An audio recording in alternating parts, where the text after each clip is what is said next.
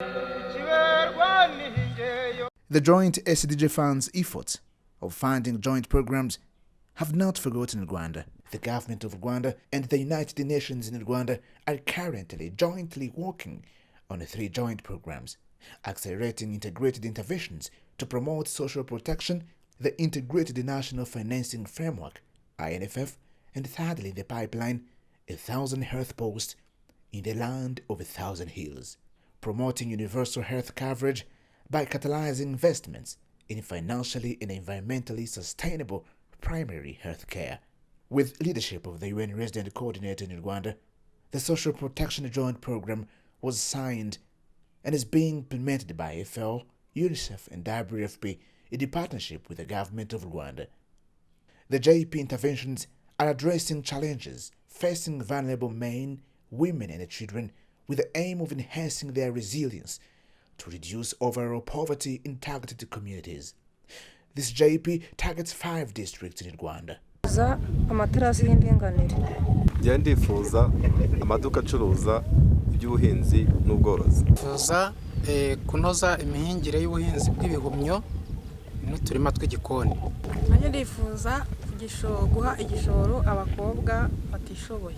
Ndifuza gufasha abagore bize imyuga ibikoresho by'ubudozi. Rwanda is one of the 15 global pioneer countries undertaking the Integrated National Financing Framework, INFF, and the UN is supporting the process. Initiated at the end of 2019, the INFF development process brings together public and private actors to accelerate Rwanda's sustainable development through a strategic process of increasing investment, managing risks, and enhancing coherence and integration to planning priorities. In September 2019, the government of Rwanda started the process of conducting an integrated national financing framework. This mechanism will strengthen our capacity to mobilize resources required for the implementation of our national priorities and the 2030 agenda. The 3rd joint program, which is in the pipeline, is 1,000 health posts in the land of 1,000 hills. By expanding the Rwanda health post footprint, millions of vulnerable Rwandans will receive better access and a better quality primary health care. The JP will support accelerated achievement of government targets for boosting healthcare and energy access through catalytic financing, integrated SDG investment planning, improved financial management of health posts, and digital solutions.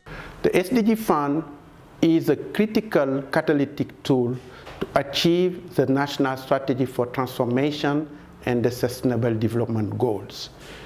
It contributes to inclusivity through the principle of leaving no one behind, to unleashing the potential of private sector, youth and women in enhancing the national financing strategy for development, in building resilience through the health system and strengthening partnership.